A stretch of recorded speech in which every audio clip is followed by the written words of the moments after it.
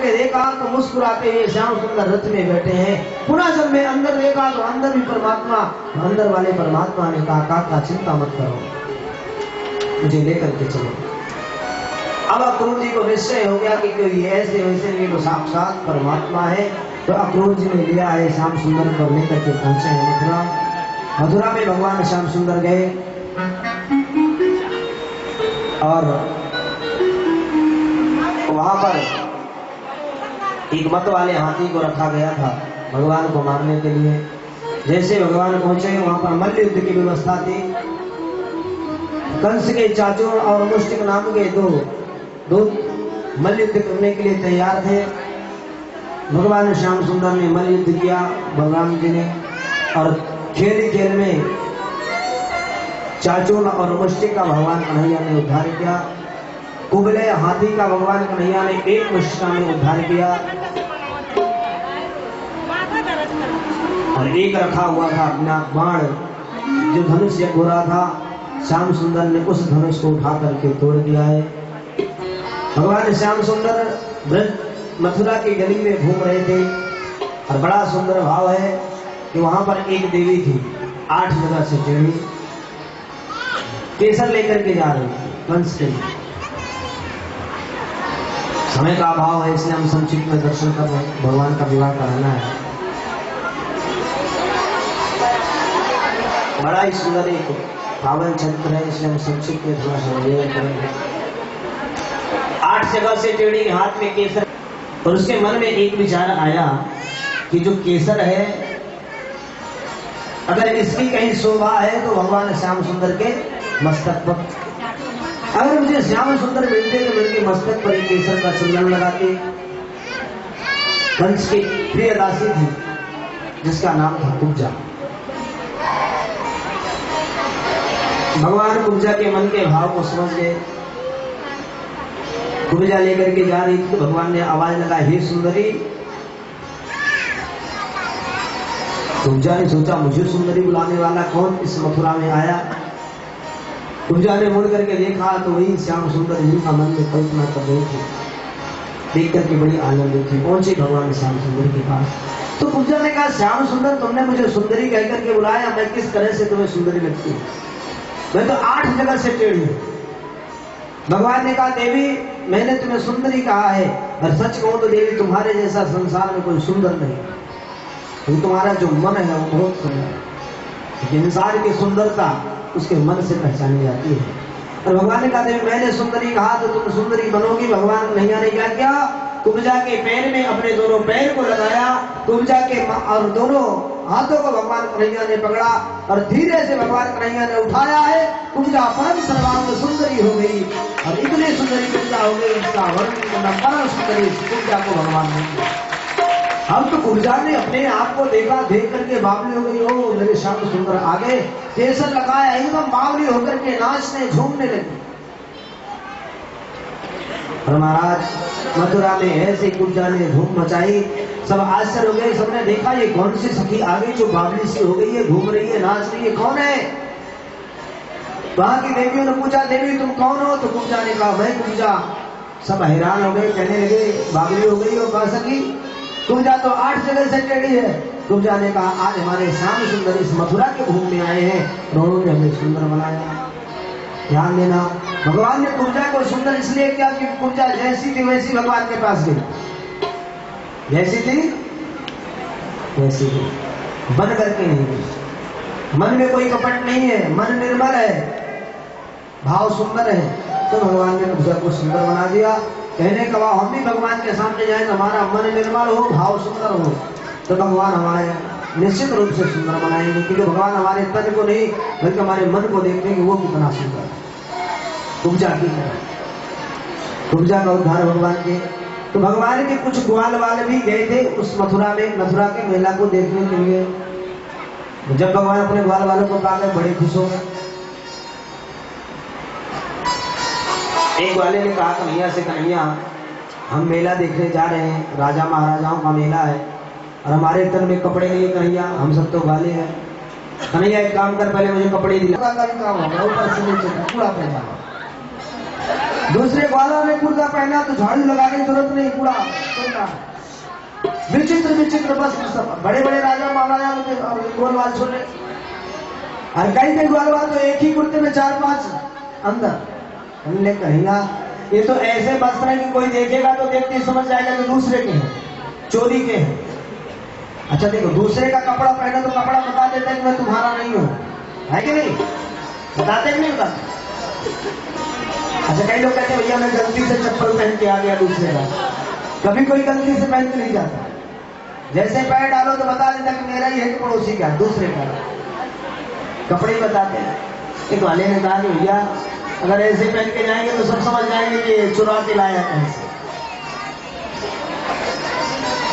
नहीं ऐसा कुछ करोगे सब हमारे फिट हो जाए, लगे कि अपने हैं। भगवान कन्हैया दर्जी के पास गए।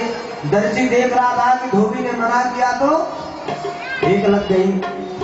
दर्जी ने फटाफट बिना कहे कपड़ा लिया, फटाफट सबको सीख के दे दिया। सब वाले वाला पहने हैं, सुंदर मेला घूमे हैं। भगवान कन्हैया सभी वाले वालों का मेला घुमाए हैं। और कंस के जितने भी दूत थे सबको भगवान कन्हैया ने एक एक करके मारना शुरू किया। शंख चोर मुष्टिक और कुबले हाथी को भगवान ने मारा। अब कंस ने देखा कि भगवान ने मारना प्रारंभ किया है, कंस घबरा गया। कंस अपने महल के 8वीं अट्टालिका में जाकर के छिप गया भगवान कृष्ण के भय से। लेकिन भगवान ने निश्चय कर लिया कि आज मैं कंस को छोड़ने वाला नहीं। देखो वैसे कलयुग में जल्दी कंस मरता नहीं है, लेकिन फिर भी आज मरेगा। कलयुग का क्या, आजकल तो रामलीला कभी कंस नहीं मरता। अच्छा कृष्ण नहीं जाता। और भगवान कन्हैया पहुंचे 8वें महल में जहां कंस विराजमान। भगवान ने लीला करने प्रारंभ की। कंस से मल युद्ध शुरू हुआ, गदा युद्ध शुरू हुआ। भगवान थोड़ी देर तक तो लीला करते रहे कंस के साथ। कंस को लगा कि शायद हम जीत सकते हैं, लेकिन भगवान थोड़ी देर बाद कंस को मर्दन करना प्रारंभ किया है। अब कंस भयभीत हो गया कि आज कन्हैया मुझे छोड़ने वाला नहीं। घबरा गया कंस। भगवान को क्रोध आया, इसने हमारे भक्तों को मारा, भक्तों को दुख दिया। भगवान कन्हैया कंस को एक फुटका लगाए जमीन पर गिरा है। और कंस के वक्षस्थल पर बैठकर भगवान कन्हैया ने अपने दोनों हाथों की मुष्टिया को बनाया है और पूरी पृथ्वी का भार लेकर के कंस को एक फुटका मारा। कंस का उद्धार हो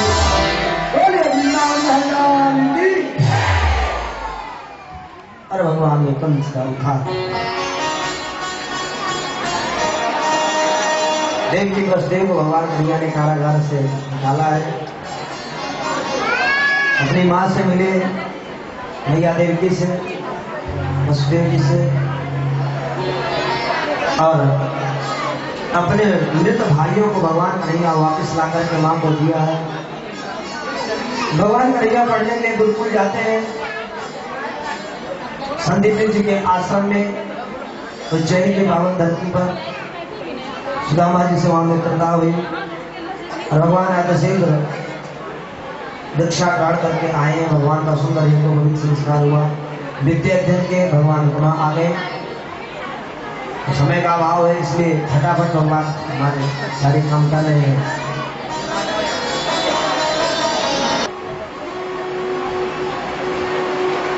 मैया देवकी ने बड़ी सुंदर भोजन की थाली लगाई।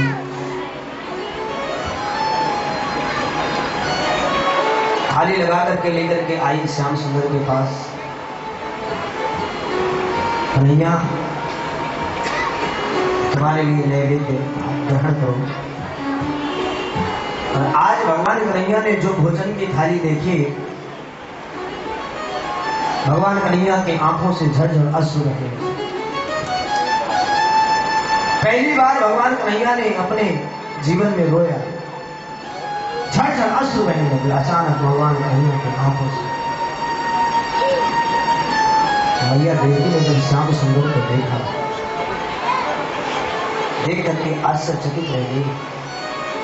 मैंने श्याम सुंदर को कभी रोते नहीं देखा, हमेशा खुश देखा। आज अचानक क्या हो गया श्याम सुंदर को जो मेरा कन्हैया आज इस प्रकार से रो रहा है। मैया ने पूछा, कन्हैया तुम रो क्यों रहे हो? जब मैया ने पूछा है कन्हैया से, कन्हैया क्यों रो रहे हो? कन्हैया अब तो फूट फूट करके रोना प्रारंभ किए, केवल आंखों से अश्रुपात। कन्हैया का कंठ अवरुद्ध हो गया। माँ थी देवकी, कन्हैया को रोते देखी साहस नहीं हुआ। कहने लगी कन्हैया मुझसे कोई गलती हो गई, मुझसे कोई अपराध हो गया। कन्हैया आखिर तू रो क्यों रहा, रोने का कारण तो बता। फिर भी भगवान कन्हैया के मुख से एक शब्द नहीं निकलते, मात्र अश्रु निकल जाते। कन्हैया ने सोचा शायद कन्हैया हमें बताना नहीं चाहता। उद्धव के पास में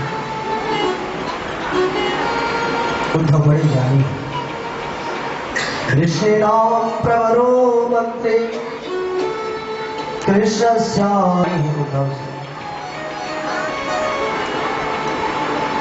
बृहस्पति जी के शिष्य है, साक्षात बृहस्पति की तरह। मैया देवकी ने मन में सोचा कि कन्हैया शायद हमें बताना नहीं चाहता। माँ उद्धव के पास गई। उद्धव के सामने माँ देवकी ने हाथ जोड़ा और कहा उद्धव आज मेरा कन्हैया सुबह से रो रहा है। और उद्धव इस प्रकार से आज मेरा कन्हैया रो रहा है, मैं बता नहीं सकती। उद्धव ने बार बार कन्हैया से पूछी पर कन्हैया बता नहीं रहा। उद्धव तुम चलो और चल करके कन्हैया से पूछो कि आखिर कन्हैया रो क्यों रहा है, रोने का कारण तो बता। उद्धव जी आए भगवान कन्हैया के पास। जब श्याम सुंदर को देखा, उद्धव देख करके डर रहे कि उद्धव जानते थे कि ये परम ब्रह्म है, लेकिन हमने कभी परम ब्रह्म को रोते नहीं सुना, हमने कभी परम ब्रह्म को रोते नहीं देखा। और आज जब उद्धव ने भगवान को रोते देखा तो उद्धव भी हैरान रह गए। उद्धव ने पूछा कन्हैया क्या हमसे नाराज हो, क्या हमसे कोई गलती, आखिर रो क्यों रहे हो। बहुत पूछने के बाद भगवान कन्हैया के मुख से शब्द निकले। भगवान कन्हैया ने कहा उद्धव तुमसे कोई गलती नहीं हुई, माँ आपसे भी कोई गलती नहीं, लेकिन माँ आज आप जो मेरे सामने भोजन की थाली लाई हो, इस भोजन की थाली में माखन मिश्री, और माँ ये माखन मिश्री मेरी माँ यशोदा मुझे खिलाती थी। और हे माँ आज इस माखन मिश्री को लेकर के मुझे ब्रज की बहुत याद आ रही है, अपनी माँ यशोदा की मुझे बहुत याद आ रही है, मुझे अपने ब्रजवासियों के, अपने ग्वाल वालों को बहुत याद आ रही है। भगवान कन्हैया ने उद्धव को एक संदेश दिया। उद्धव मेरा एक संदेश लेकर के जाओ और वहां का समाचार लेकर के आओ। मेरी मैया यशोदा कैसी है, मेरे नंद बाबा कैसे हैं, मेरे ग्वाल वाल कैसे हैं। उद्धव जी रथ में बैठे हैं, ब्रज के लिए निकले हैं। जब ब्रज के लिए चले, ब्रज की धरती में उद्धव जी ने जब प्रवेश किया, गोपियों ने दूर से रथ देखा। उद्धव भरत भगवान श्याम सुंदर की तरह था। ब्रजवासियों को लगा कि शायद आज हमारे श्याम सुंदर वर्षों के बाद लौट करके आ रहे हैं। इकबाल ने कहा वो सखा जरा देखो तो एक रथ आ रहा है मथुरा की ओर से, ऐसा प्रतीत हो रहा है कि हमारा श्याम सुंदर आज लौट करके आ रहा है। सभी की नजर उस रथ पर टिक गई कि शायद श्याम सुंदर है। सभी गोपियां, सभी ग्वाल, सभी भगवान उस रथ की ओर देख रहे हैं। सखा से पूछते हैं कि मित्र हमें श्याम सुंदर ने भेजा है संदेशा लेकर, हम नंद बाबा के महल जाना चाहते हैं, माँ यशोदा के पास जाना चाहते हैं, आप मुझे उनका पता बता दें। जब ब्रजवासियों ने सुना कि आज वर्षों बाद हमारे श्याम सुंदर ने संदेश भेजा, सभी ब्रजवासी कहने लगे बाहर में श्याम सुंदर आज वर्षों बीत गया, तुझे मेरी याद